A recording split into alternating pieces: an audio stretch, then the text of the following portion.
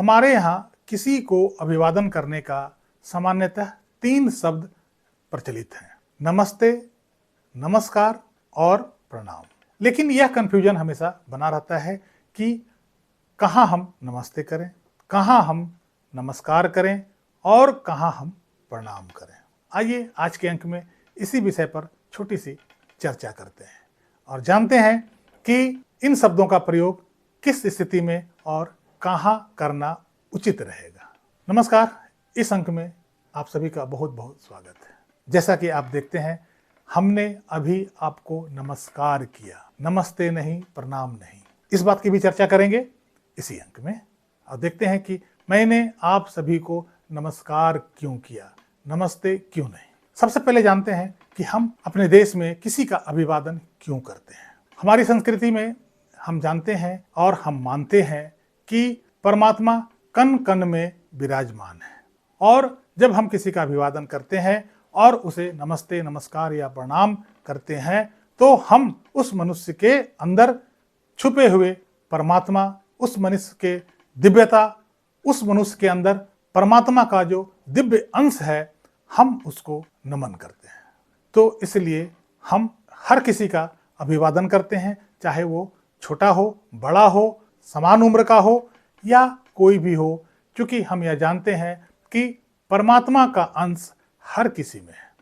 इसलिए अभिवादन करना हमारी संस्कृति का एक अंग है और हम बड़े छोटे, समान उम्र सभी व्यक्ति को हम आदर करते हैं, सभी व्यक्ति को हम नमन करते हैं। अब समझते हैं कि नमस्ते का क्या अर्थ होता है। नमस्ते मूल रूप से नमः और ते 2 संस्कृत शब्द से मिलकर बना है। नमः मतलब नमन करना और ते मतलब तुम। संस्कृत का यह सिंगुलर वर्ड है जिसको तुम को ते कहा जाता है।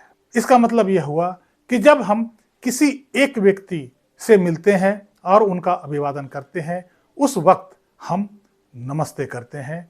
मतलब हम किसी एक पर्टिकुलर व्यक्ति को संबोधित कर रहे हैं, एक पर्टिकुलर व्यक्ति को हम नमन कर रहे हैं।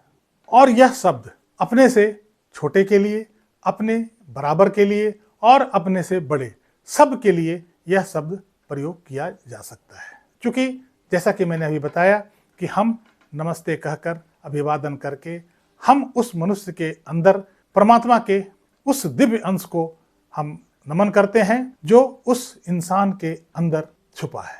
नमस्कार, नमस्कार शब्द भी 2 शब्दों के मिलकर बना है। ये संस्कृत के 2 शब्द हैं, नमः और कार। मतलब नमः मतलब नमन, कार मतलब कार्य करना, कोई भी कार्य करना, मतलब नमन का कार्य। जब हम एक से अधिक व्यक्ति से एक साथ मिलते हैं तब हम नमस्कार शब्द का प्रयोग करते हैं। जब हम कोई स्टेज पे भाषण देते हैं, चाहे किसी स्टेज से बहुत सारे लोगों को एक साथ संबोधित करते हैं, तब हम वहाँ पे नमस्कार शब्द का प्रयोग करते हैं। मैं भी आपके साथ नमस्कार शब्द का प्रयोग इसलिए करता हूँ कि मैं एक से अधिक लोगों से जुड़ा हुआ हूँ और एक साथ मैं एक से अधिक लोगों को संबोधित कर रहा हूँ। ऐसे में नमस्कार शब्द का प्रयोग किया जाता है। यह शब्द भी सभी के लिए प्रयोग किया जाता है, अपने से बड़े, छोटे और अपनी उम्र के लोगों के साथ। इसलिए कभी भी कोई भी व्यक्ति जब स्टेज से भीड़ को संबोधित करता है तो नमस्ते शब्द का प्रयोग नहीं करता है, बल्कि नमस्कार शब्द का प्रयोग करता है। अब आप समझ गए होंगे कि नमस्ते और नमस्कार में क्या बेसिक अंतर है।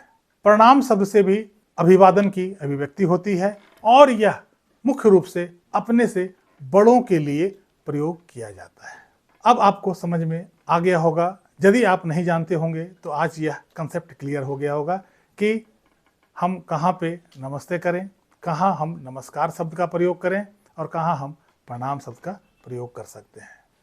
हिंदी भाषा जो हमारी बहुत ही सुसंस्कृत भाषा है, बहुत ही सुसज्जित भाषा है, बहुत ही सुदृढ़ भाषा है और इसमें हर शब्द का अलग अलग अर्थ और किस शब्द को किस समय प्रयोग किया जाना चाहिए, इसका महत्व हिंदी शब्द में बहुत है।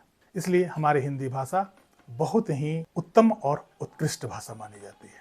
कैसी लगी ये जानकारी कमेंट में जरूर लिखिएगा। इस अंक में यहीं तक। मिलते हैं अगले अंक में कुछ विशेष जानकारी के साथ। तब तक के लिए जय हिंद, वंदे मातरम।